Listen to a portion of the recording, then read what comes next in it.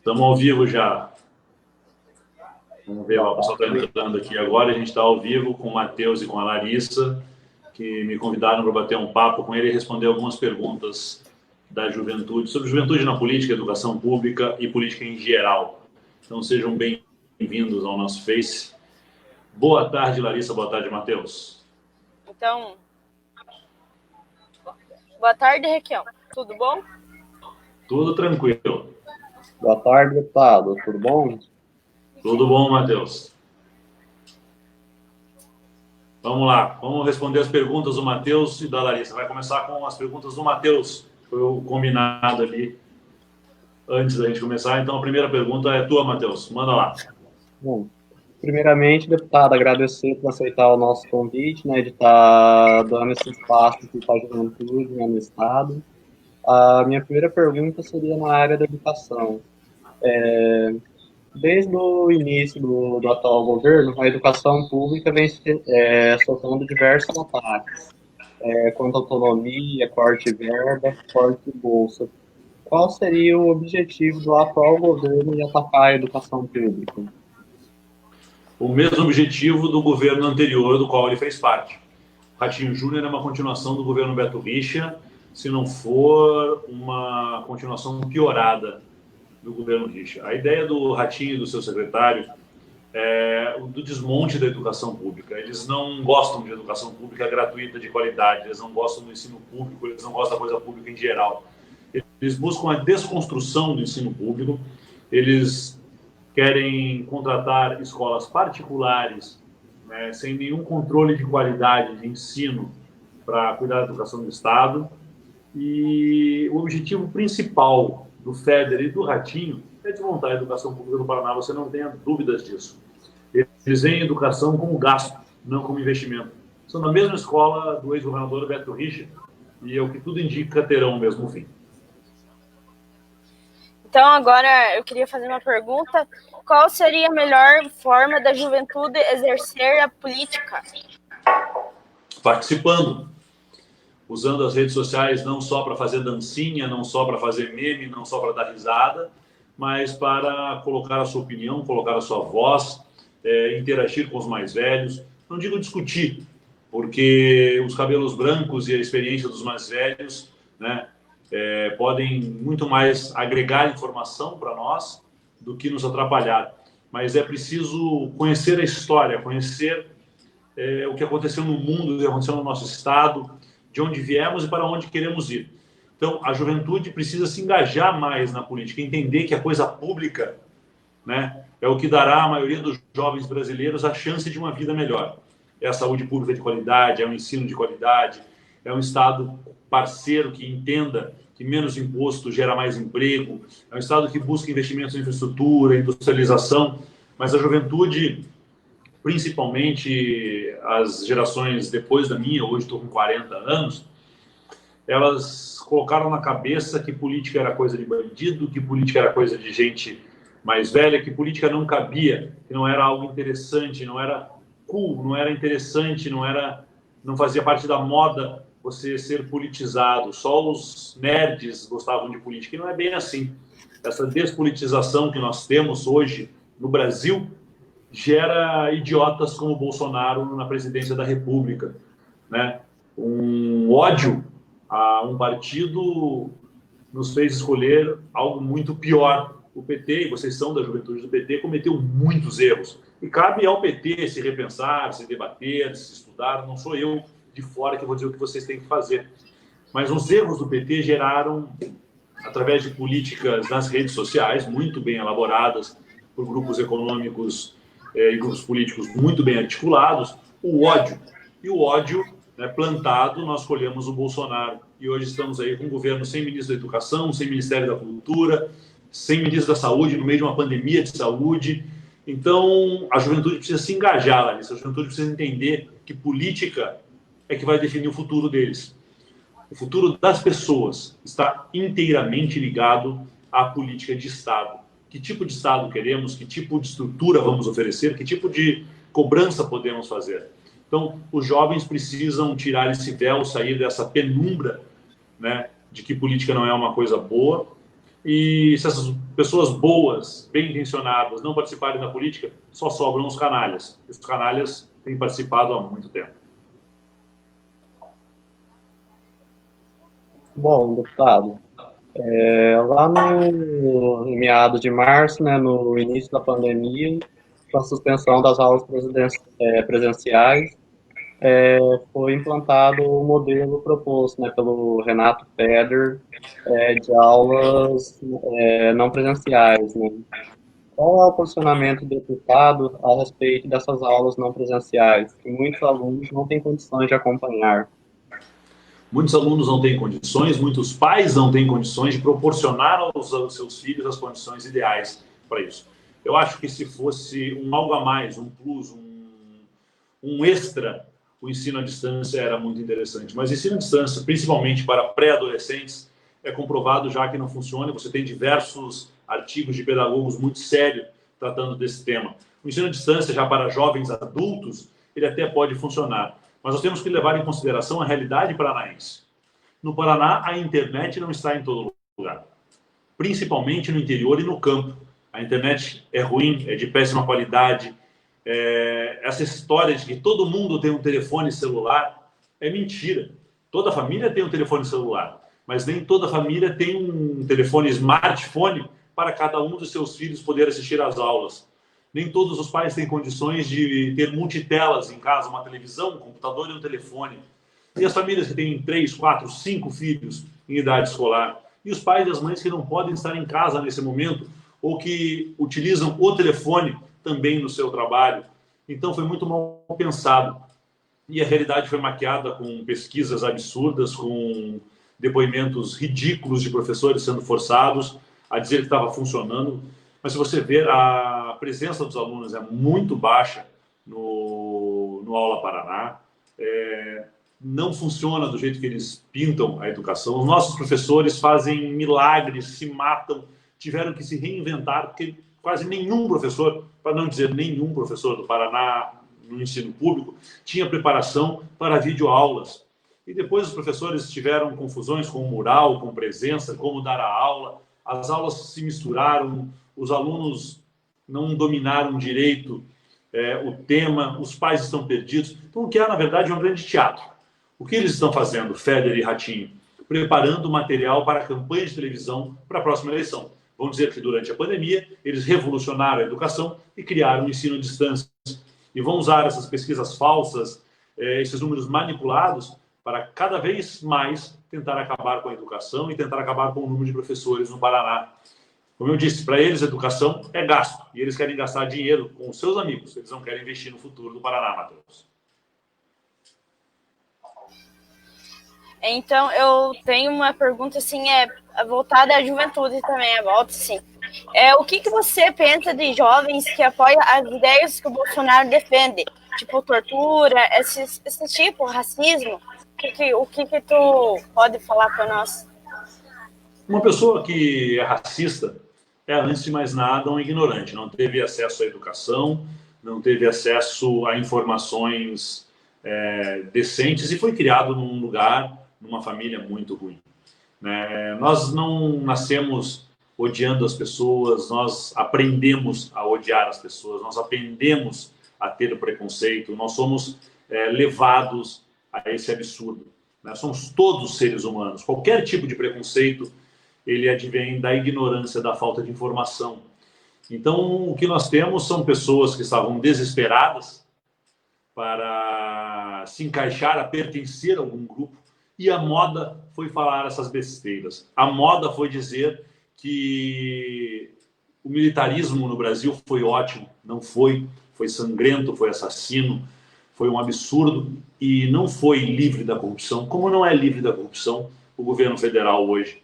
Então, o que nós temos é a falta de informação ou jovens que foram desinformados, foram enganados, E eles não conseguem entender. O que eu não consigo entender é quando um jovem da periferia, do campo, alguém que está nessa luta da meritocracia, saindo lá atrás, enquanto os filhos das boas famílias já saem com ensino, boas escolas, boas chances e condições, inclusive de poder estudar, os jovens que saem lá atrás, correndo atrás com um prejuízo, ainda defendem essas ideias. Jovens que precisaram da saúde pública para nascer e sobreviver. Jovens que utilizaram o leite das crianças para serem bem nutridos. Jovens que estudaram a vida inteira na rede pública de educação. Esses jovens dizer que apoiam o Estado mínimo e dizer que o Estado não deveria existir, que só atrapalha, para mim não faz sentido, é não conhecer a sua própria realidade. Como eu digo, ignorância. E nesse caso a ignorância não é boa. Raramente a ignorância é boa.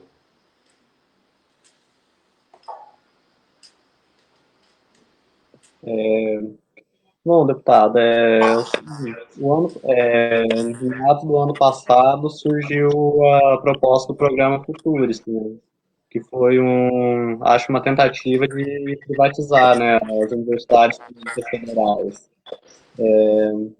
E está passando para a juventude privada. Qual é o seu posicionamento em relação ao Futuris? Eu acho que o ensino público no Brasil deve ser valorizado. O ensino público no Brasil deve ser alvo de grandes investimentos. Eu tenho uma divergência muito grande com o governo do PT quando ele criou as bolsas em universidades particulares e não investiu esse dinheiro nas universidades federais, aumentando o número de vagas, né, nas universidades públicas e gratuitas. Ele, para criar uma situação imediata, ele investiu em bolsas, e essas bolsas foram para faculdades privadas de qualidade duvidosa de ensino. Então, eu acho que esse dinheiro deveria ter sido investido em faculdades, universidades e centros de pesquisa público. Tá? Tudo que é público, né, em relação à saúde é investimento em futuro. Em relação à educação, me desculpe, tudo que é público em relação à educação, a saúde também não deixa de ser uma verdade, mas tudo que for investimento público em educação é um investimento no futuro. Escolas públicas, universidades públicas, faculdades públicas, centro de pesquisas públicos, escolas técnicas, faculdades viradas para áreas específicas também, mas sem nunca, jamais deixar de lado as humanas. Existe uma corrente que prega só faculdades públicas em áreas que gerem emprego imediato, praticamente cursos técnicos. Os cursos técnicos são bons, são necessários, são importantíssimos, mas nós também não podemos esquecer jamais na área de humanas, filosofia, sociologia e história. Como disse lá no começo da nossa live, quem não sabe de onde veio, não sabe para onde vai. No teu ver, né, deputado, como você está vendo, agora falar um pouquinho do governo Bolsonaro também, que, assim, mas o governo Bolsonaro não tem nenhum projeto para a gente, juventude, para nós, juventude. O que tu acha? Eu acho que eles deveriam investir mais sobre a juventude, né? O governo Bolsonaro não tem nenhum projeto. O projeto do Bolsonaro é vender o Brasil, é vender a Petrobras, é vender a Amazônia, é entregar tudo o que nós temos para os gringos, para deixar o mercado feliz, deixar o dono do Itaú, do Bradesco, eles ficam serelepes, ficam super felizes. E o povo brasileiro vai sendo esquecido. Nós não temos um projeto de geração de emprego no Brasil. Nós não temos um projeto de investimento em infraestrutura. O governo federal não tem nenhum plano de aumentar ferrovias, rodovias, hidrovias no Brasil. Os nossos portos, que são essenciais para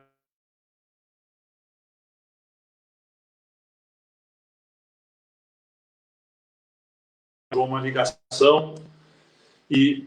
Oi, desculpa, entrou uma ligação no meu telefone aqui, desculpa, gente. O governo Bolsonaro não tem planos de investir no Brasil, não tem planos para gerar empregos, não tem plano para tornar o nosso país mais competitivo, não tem plano para aumentar sequer os portos para escoar a nossa safra no país, né, agrícola. Infelizmente, essa é a nossa realidade. Um governo sem nenhum plano. O plano do Bolsonaro e do Guedes é deixar os muito ricos mais ricos, né, fazer um populismo barato para a população e transformando o nosso país novamente numa colônia para os gringos. Isso não é bom. Eu acho que a gente precisa urgente tirar esse povo de lá.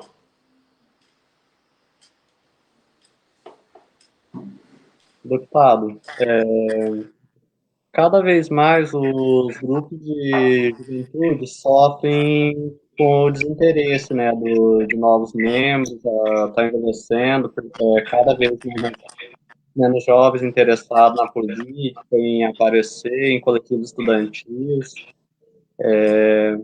Como a juventude deve se organizar nesse momento perante essa pandemia que estamos vivendo?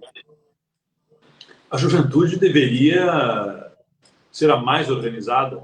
A juventude está nos colégios, a juventude está nas escolas, está nas faculdades, nas universidades. Eles deveriam ser os mais mobilizados, os mais participativos. Foi a juventude que tirou o Brasil de uma ditadura. Foram os jovens que se levantaram, foram os jovens que foram às ruas, foram os jovens que acordaram o pessoal mais velho para a realidade. Eu não consigo entender essa letargia da atual juventude, esse medo de se colocar. Só vão para as ruas quando há um interesse imediato, não conseguem entender e olhar, né, o global do problema. Eu espero mesmo que o jovem, que ainda tem essa capacidade enorme de indignação, transforme essa indignação em ação, que ele perceba o que está acontecendo e que ele lute pelos seus direitos, porque é o futuro de vocês que está em jogo. É a vida de vocês, é o emprego de vocês, é o amanhã de vocês que está em jogo. Então, essa juventude que não quer participar do coletivo estudantil, não quer fazer parte do DCE, não quer fazer parte da escola, acha que nenhum partido presta, que política não presta. Quem não gosta de política será governado por quem gosta. E depois não adianta reclamar. Dizer que vai anular voto, dizer que não quer saber, é um tipo de atitude, se vocês me permitem dizer, ridícula, né? E o jovem que faz isso achando que está abafando, que ele está sendo muito legal, é o tipo de jovem que contribui para a desconstrução do seu próprio país. Sobre isso que você acabou de falar, né, Riquel?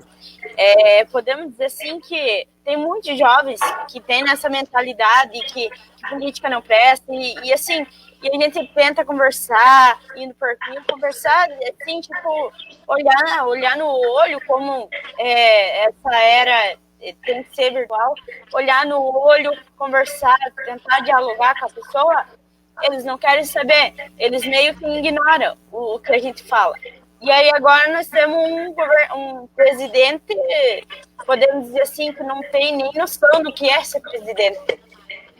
Mas se a juventude continuar nessa de ignorar a política, de não participar desse mundo de prazeres imediatos e recompensas imediatas, sem pensar nas consequências e no amanhã, os próximos presidentes serão piores ainda do que o Bolsonaro. A coisa pública irá se deteriorar de tal maneira que só aqueles que têm muito dinheiro conseguirão ter o que comer, conseguirão ter segurança e saúde. Porque esse imediatismo, esse egoísmo que nós vivemos hoje, ele há de corromper e destruir a democracia. E vai transformar o nosso país num país de castas, onde as pessoas nascerão e morrerão na mesma classe social sem ter nenhuma chance de evoluir. E os mais ricos querem justamente isso. Eles querem continuar muito ricos e não querem que aqueles que vieram lá de baixo possam viajar de avião, possam ter um diploma, possam ser doutores, professores, médicos. Eles querem que os seus filhos tenham todos os privilégios possíveis, pisando em cima do resto da população. A gente tem que se tocar disso. E essa juventude precisa tirar a cabeça de dentro do buraco e olhar para a realidade. Esse egoísmo, esse imediatismo vai acabar com o futuro do nosso país.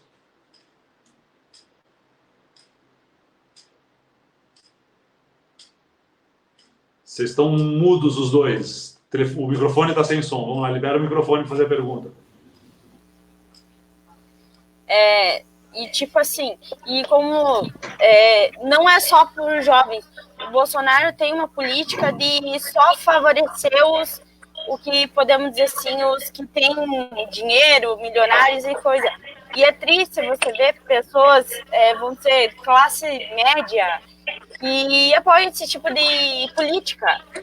E a gente tenta conversar, a gente tenta dialogar, mas não tem como. Eles vêm com uma ignorância toda pra cima de você, que aí você tem que ficar só quieto e esperar, ver o que vai dar no futuro. Larissa, o Bolsonaro, na verdade, ele é só um peão. O Bolsonaro é o palhaço no meio do picadeiro.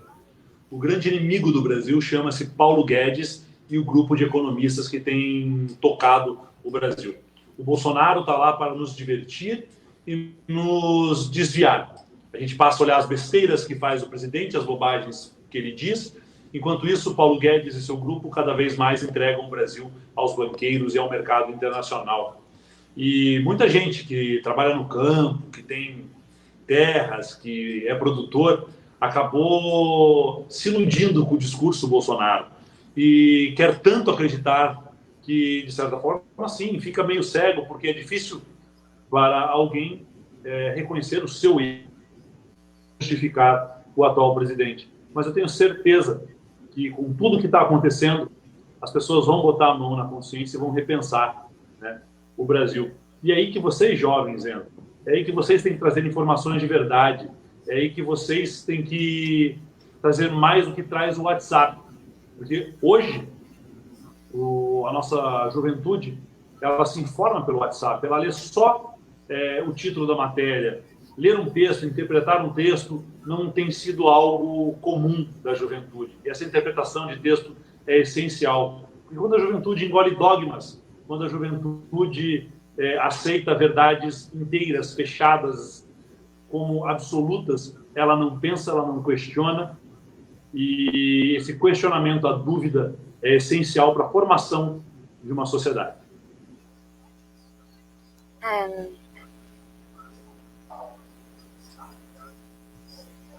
Deputado, mudando agora um pouco de assunto, né, falar um pouco da saúde. Qual seria o objetivo desse atual governo, menosprezando tanto a pandemia, que já matou mais de 75 mil pessoas no nosso país, liberando 2 milhões de contaminados? Um governo preocupado com a pressão de grupos econômicos, de uma pequena parte da população que se preocupa mais com dinheiro do que com a vida. E um governo que, por sua vez, quando manda fechar, quando manda fazer a quarentena, não dá condições para que isso aconteça. As contas de luz e água continuam chegando, Matheus. Os impostos continuam sendo cobrados. Os encargos financeiros dos bancos continuam se colocando sobre as dívidas, juros sobre juros. Então, o que a gente tem? A gente tem um governo que é comandado não pela ciência, um governo que é comandado não pela visão do social, da vida, da empatia, do próximo, mas um governo que é pautado por grupos que financiam campanhas. Então, eles contabilizam as mortes, contabilizam o número de pessoas que ficará doente e aceitam esse número, normatizam a morte. Eles tornam pessoas em simples números, e os números são frios, os números não têm nomes, os números não têm famílias. Pessoal, vai morrer X%, X% é aceitável. Eles esquecem que X% era um avô, era um pai, era uma mãe, era um filho de alguém.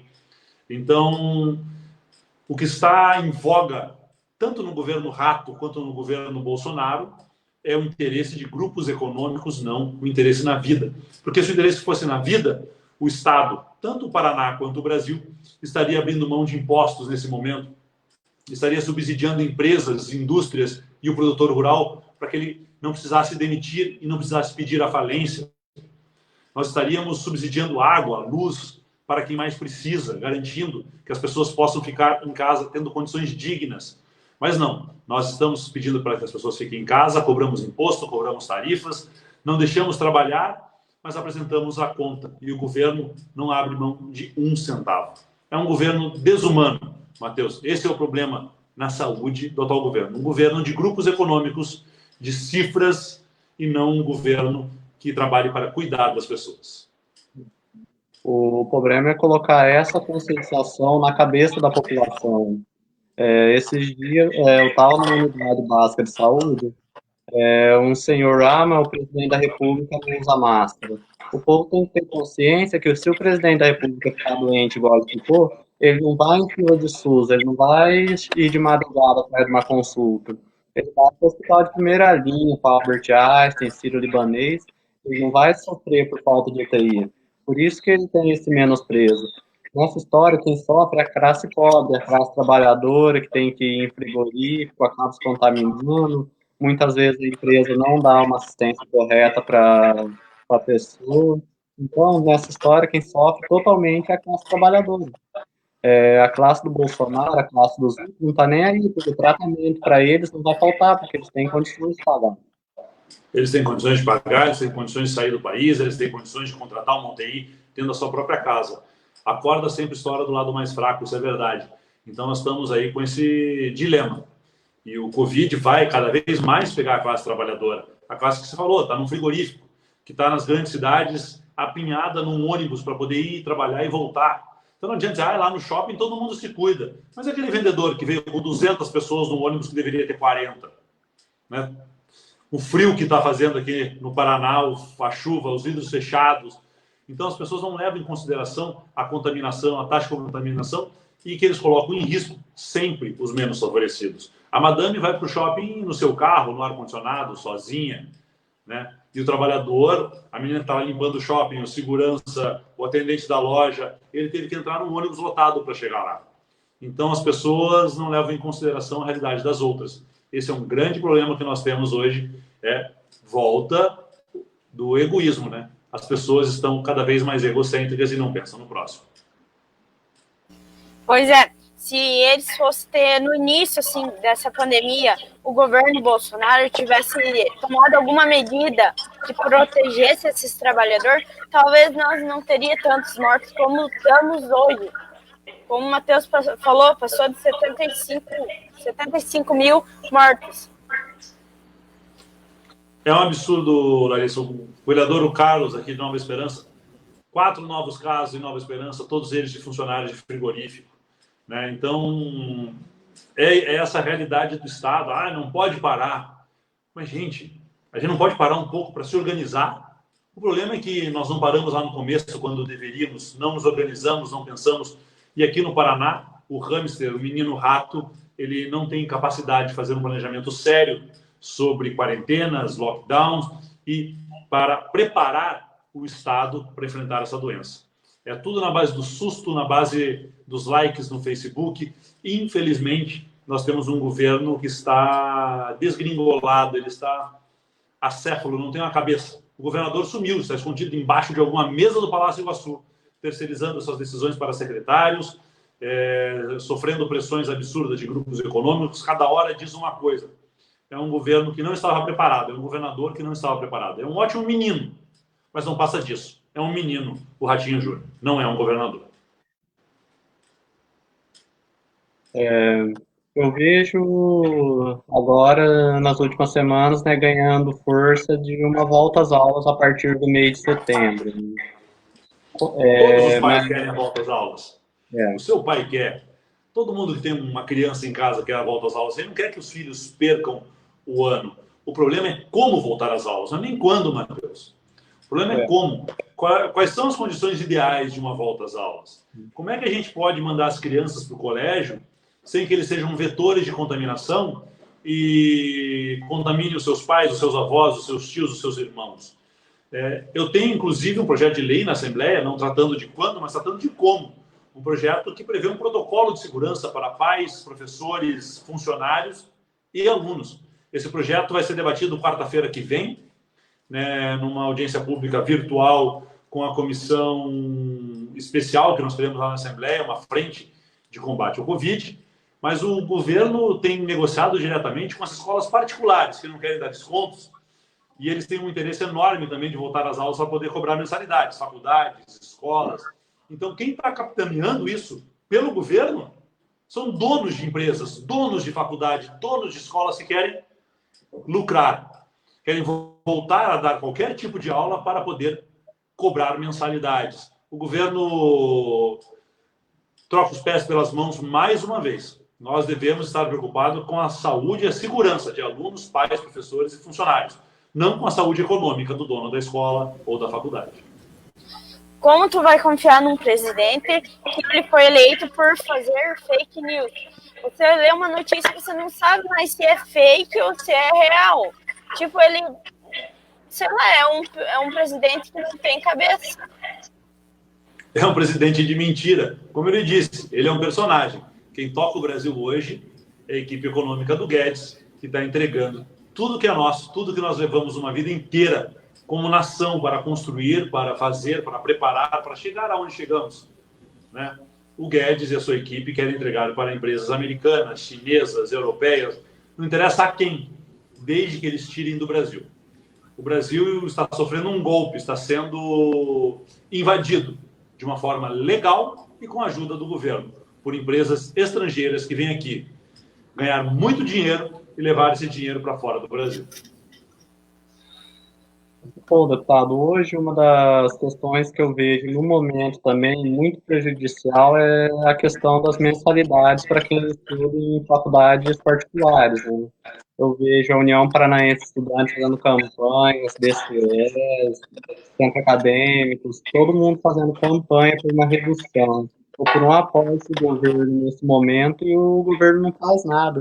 Não ajuda o jovem a estar pagando mensalidade, não tendo, pagando preço presencial, mas tendo uma aula EAD, eu não vi ajuda nenhuma do governo. Será que com tanta campanha o governo não viu isso?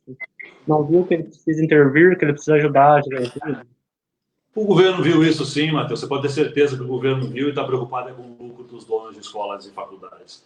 Eu fiz uma live esses dias com um advogado especialista em direito do consumidor, e você contratou na sua escola, na sua faculdade, na sua universidade. Só um minutinho, gente, eu tô... Tá me tocando... Eu tô... Ai, meu Deus, onde é que tá tocando isso aqui? Só um pouquinho, vamos lá, só um minuto. Ao vivo é assim. Alô? Alô? Gente, live ao vivo no meio da semana é desse jeito. Pois não, alô? Não, não tem ninguém com esse nome aqui. Olha só, ainda é engano. Mas, gente, o que nós temos é um presidente preocupado com lucros, e as faculdades deveriam, sim, Matheus, rever os preços das mensalidades, pois o serviço não está sendo ofertado, os custos da faculdade diminuíram, porque os alunos não estão presentes, só de água, luz e limpeza, os custos já diminuíram um monte. Então, o que nós temos é que vocês deveriam, como entidades estudantis, buscar a justiça se a faculdade não quiser baixar os preços. Não tem nada que a gente possa fazer obrigando eles, através de lei, a baixar os preços. Mas eles deveriam, porque existe esse problema, né? O contrato foi quebrado, o serviço não está sendo prestado, e o correto seria a diminuição das mensalidades num acordo coletivo com os alunos.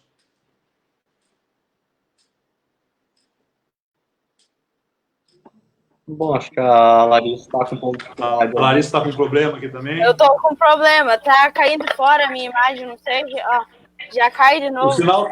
O sinal, nós estamos chegando no nosso tempo aqui. Eu quero agradecer vocês, quero perguntar se vocês têm mais alguma pergunta que eu não respondi ainda, algum tema, uma pergunta para cada um, para que a gente possa encerrar aqui e dar sequência aos nossos trabalhos. Matheus ou Larissa, o teu som chega, não se preocupe com a imagem que eu estou te escutando. Matheus, então, tá. Diga, qual a sua última pergunta, Matheus? Bom, deputado, eu tenho aqui a questão, né? Eu sou aluno do Instituto Federal do Paraná, né? Faço curso de análise e revisão de sistemas, né? E uma coisa que me preocupou bastante foi a implantação de atividades, né, mediadas por tecnologia. Eu vejo que alguns conteúdos ficam meio vagos e deram opção, né? Você não é obrigado a aderir. Só que eu não sei, não deixaram claro como vai ser essa reposição, né, depois disso, né? Então, é um aperto enorme, né?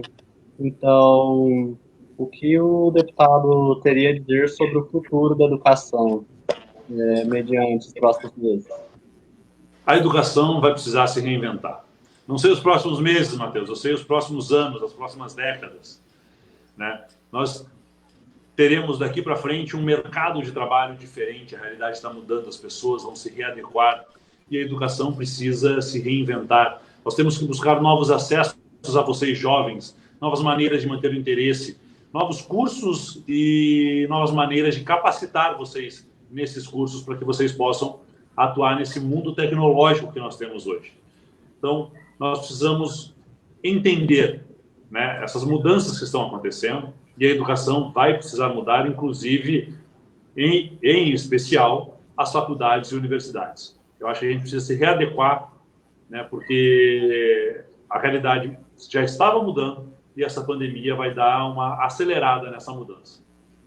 É pelo menos a minha opinião de alguém de fora, né? Vendo o mundo com olhos políticos. E eu só queria agradecer mesmo, Raquel, por você ter abrido um espaço para nós falar. E eu acho que eu já tinha batido um papo contigo na live do Instagram, não sei se tu se lembra. E Sim. eu quero agradecer muito porque foi um papo bem bacana e abriu um pouco mais as nossas mentes. Obrigado, Larissa. Obrigado, Matheus. Matheus, faltou um H no teu nome aí para ficar correto, tá? Porque o do meu filho é com H, é Matheus com H. M-A-T-H-E-U-S. Então, diga pro teu pai que ele errou, tá? Porque faltou H para ficar mais bonito, ficar mais chique. É que na Bíblia, né, Mateus não tem Mateus é só T, não tem TH. Então, não, eu vou te dar uma versão que a tradução tá com H. Vou esperar, então. Obrigado, Larissa. Obrigado, Matheus. Obrigado ao pessoal que nos acompanhou. Hoje a live foi meio improvisada, assim, até porque eu estava resolvendo uns problemas aqui que eu não consegui resolver. Então não deu tempo nem de pentear direito o cabelo para falar com vocês. Mas é um bate-papo com a juventude, um bate-papo com vocês acompanhando a gente. Muito obrigado, até a próxima. Um abraço, Matheus, um beijo, Larissa, e até a próxima. Até a próxima. Até a próxima.